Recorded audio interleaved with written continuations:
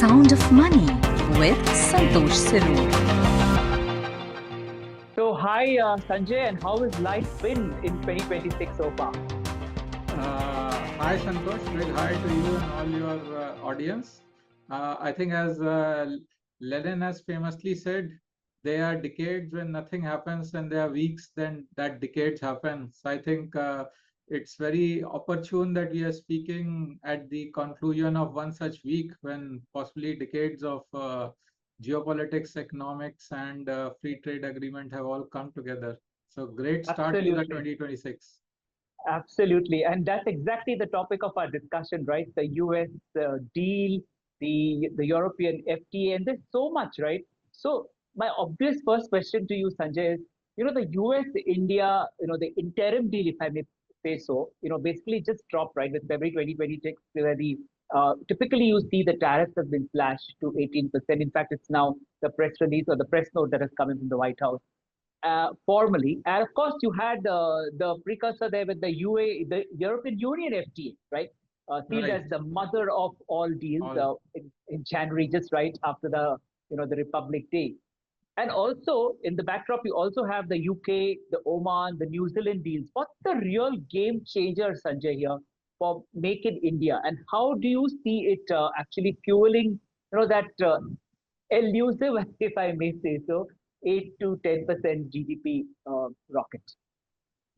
So yeah, that's I think a great point. So as we often say in our Hindu philosophy that karmanya vadika rastu, right? So you have to continue keep it doing your work, and the results you while you may not aim for results, results will follow. So I think that is what has happened in the last 1.5, 2 years with the Yeah, geopolitical reset. India has very clearly realized it needs to really diversify its partnership across all the key economic blocks and not rely on any one single country or economic blocks with fast changing economic situation.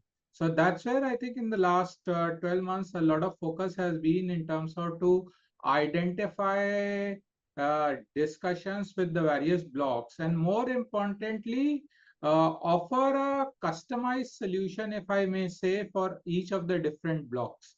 That what is it okay.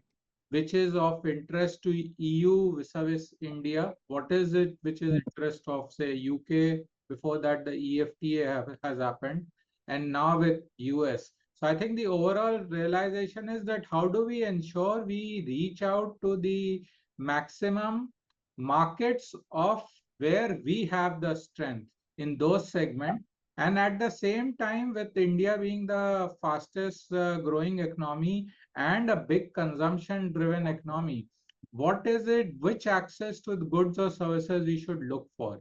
And that's where I think it has led to this plethora of almost half a dozen deals. So this Yeah, customized solution is what I think really is the crux of the magic of this happening.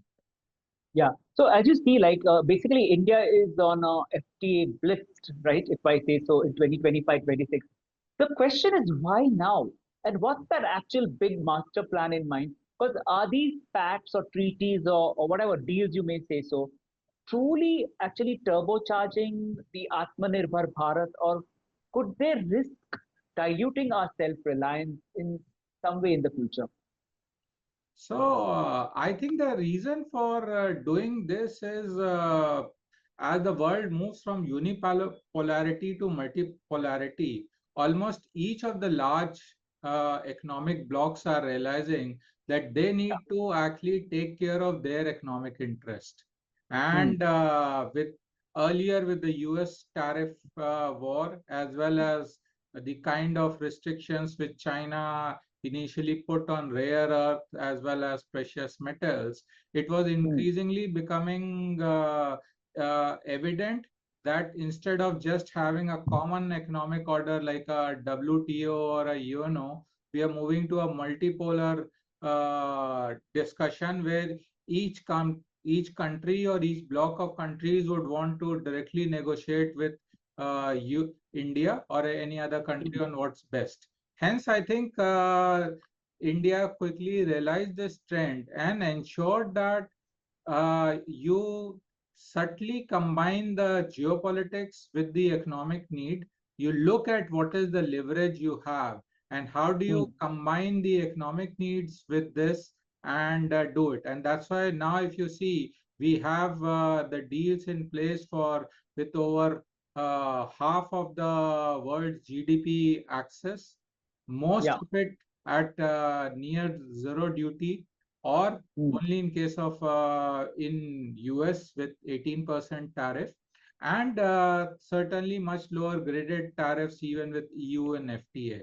So Yeah. this ensures that there is a long-term continuity for plan for the growth, and as well as it also supports, as you asked for, the Aatmanirbhar Bharat, that Yeah. unless you have access to bigger markets and you are competitive in those markets, you will not be, how will you really grow the exports as well as employments? Yeah. But if you look at Prime Minister Modi's, he's turning tariff battles into big wins, right? 18% reciprocal rate cuts with the US, or the massive European Union breakthrough. What's that bold leadership moves here should other nations copy actually to flip those protectionism into opportunities? Because you see other leaders are some or the other way giving in, but here you have our Prime Minister sticking firm, standing firm. In fact, as they say, in his case, it was silence is golden. So, what do you really think worked in his leadership style? I'm sure all the leaders across the globe would would love to learn what is the really magic ingredient. But I think two, three key aspects I see. One Hmm. is that while we are respectful in negotiation with all our partners, but at the Yeah, same time, we are not willing to compromise on the strategic autonomy. That is yeah, the number one.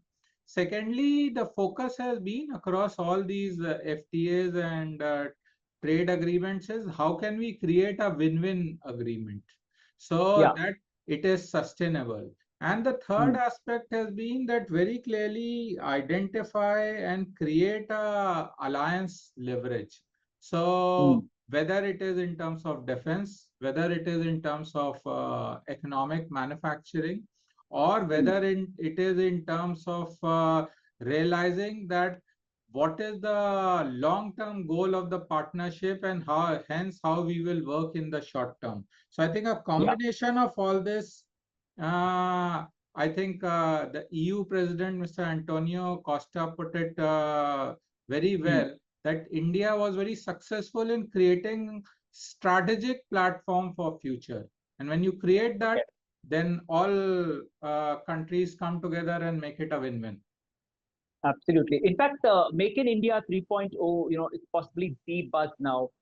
Design led, high value, even your frontier tech dominance, which now India is really evolved over those years. How does the budget of this 2026-27, especially looking at biopharma Shakti or ISM 2.0, or even the 40,000 crore electronic push, and of course the national manufacturing mission, they actually deliver on the vision, right? Because that's the push that is really upping up there, towards that 25% manufacturing GDP. Where do you see this panning out, and how do you see this panning out? Uh, yeah, in fact, that's a great point. If you see the budget, the whole the this year's budget, though a lot of critics said that there is nothing much to look at it. But if you really look at the fine print, what it really does is it's setting a very strategic direction for a Hmm. long-term Viksit Bharat. And Hmm. that means that you build on the current foundation of the Make in India, the PLIs which are there. But now you quickly move on to the high-end products and services, which will be the need of the future. And that's where you talked of, for example, the biopharma, that is for the first time, it's come into the focus. Similarly, Yeah. moving from just giving a production incentive to actually now making a design linked incentive, right?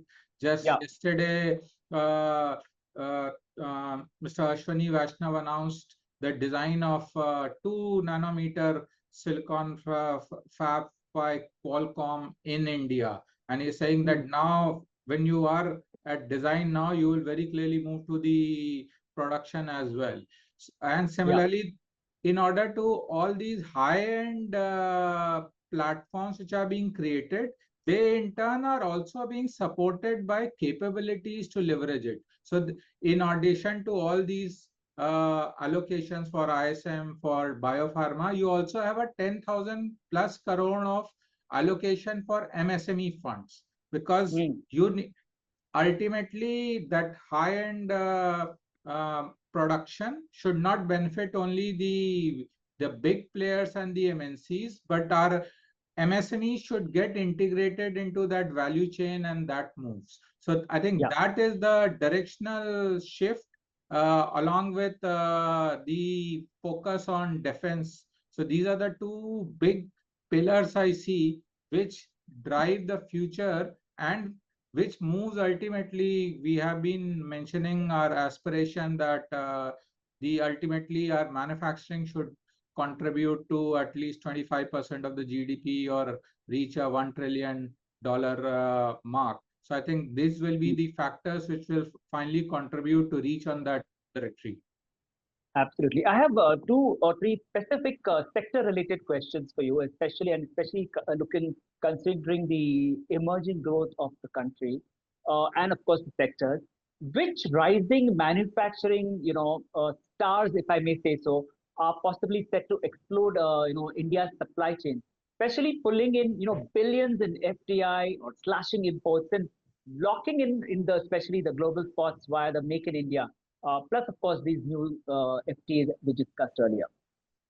Sure. So I think some of the key sectors which I see playing big is semiconductors is going to be a big play. And if we do it well, currently all the OSATs, fabs, designs, all of that which is developing across both Gujarat and Tamil Nadu, if we stay on that path, maybe semiconductors can go and explode the same way how mobile happened in the last 1 decade. That is one big thing which I see. The biopharma, as you talked of, that is another big sector which can go. The chemicals are the third sector. These are the sectors where there's a long-term big growth which is available. If I look at a short-term sector, the top 2 or 3 sectors which I see is defense. I see as a big move, especially now with the EU and as well as the US and UK, the 3 large FTAs there. So that those 3 FTAs can help in a lot of JVs, and India has already been growing almost at a very healthy growth, about 20-25% year on year. And this year also the budget allocation growth is highest, almost 21% for that.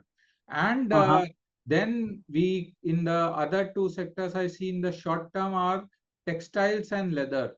And this is therein, the good thing is with the new tariff regime, we will be much competitive than all our peers like Vietnam, Cambodia, and much better compared to about 35% of China. So this ensures a new lease of life for the big textile hubs in and around Tirupur, as well as leather and so on. Wonderful. In fact, talking about textiles, right, they actually could skyrocket to as much as about 100 billion plus, right, especially in terms of exports. And more so with the US opening finally with the 18% tariffs, which possibly gives us that edge, and the the duty doors are actually wide open, even in the UK and the EU, even Oman and New Zealand, right?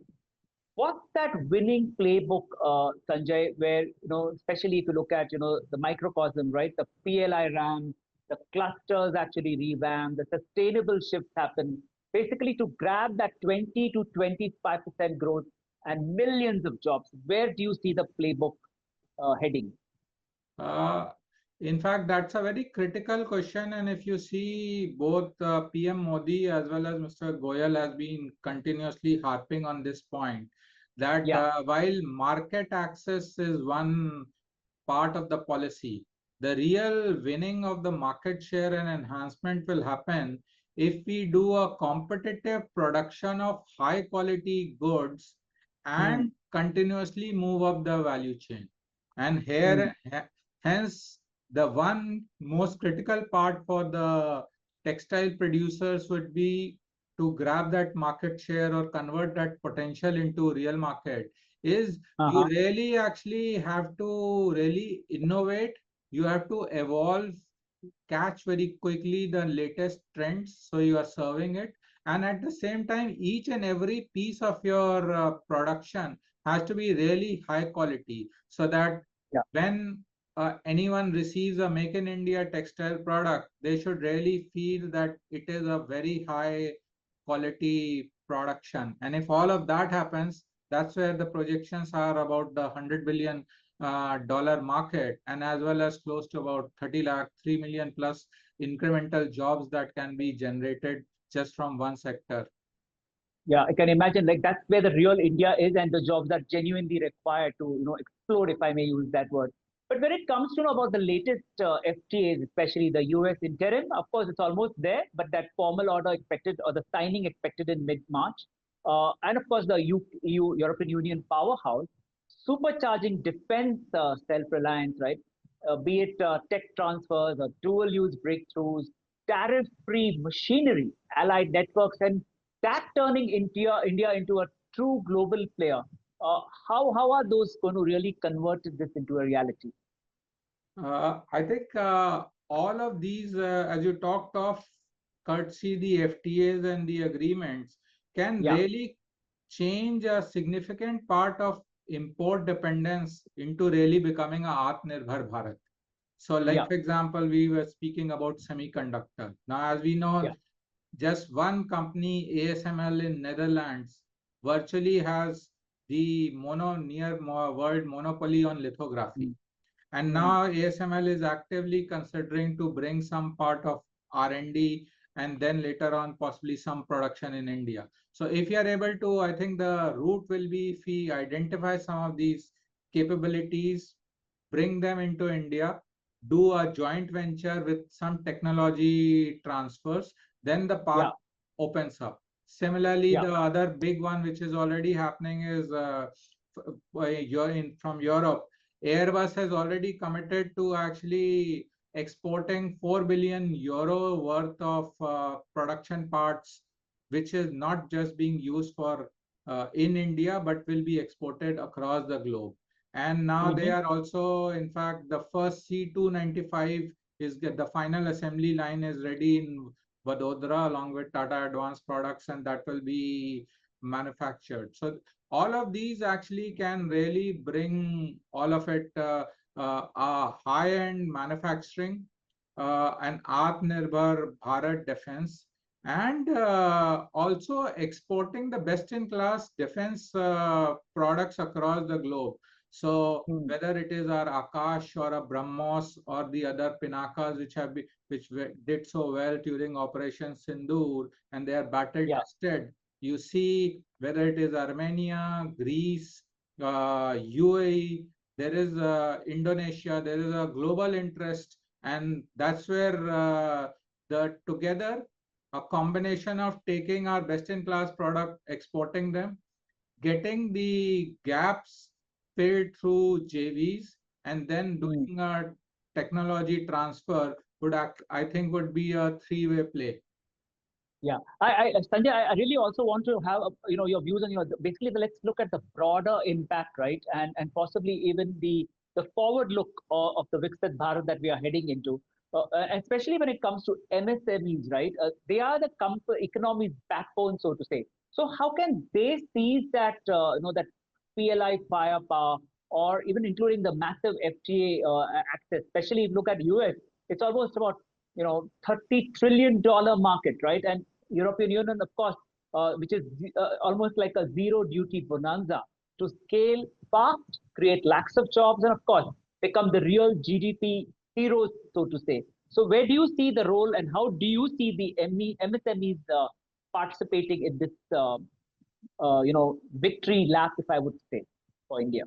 Sure. So I think MSMEs are possibly going to be positioned as the key engine or growth driver. And we talked Yeah. of that how do we move from consistent 7 to 8 to 8 to 10% bracket. And if that is really the aspiration, then MSMEs will actually be the fire in the engine to make that happen. And that's true across all developed economies, across all manufacturing economies. So for MSMEs, if you see a series of important, they already have access to the PLIs of almost 2 lakh crores. They are getting really ring-fenced access while protecting the domestic interests. They are getting access to these international markets. So they have to actively expand, not just look at JVs, possibly look at also international smart sales and distribution, maybe leverage some of the existing hubs like UAE, like some of the hubs in EU to really expand in the market. And that's where possibly even the current 10,000 crore plus of MSMEs related fund support and budget can actually help. And Yeah. finally, it will be a game of a financial resilience, how Mm. quickly they learn and they scale that up. And if all that happens, possibly that will lead to both close to about a crore of incremental jobs and Mm. the 1 to 2% GDP shift in trajectory which we are looking for.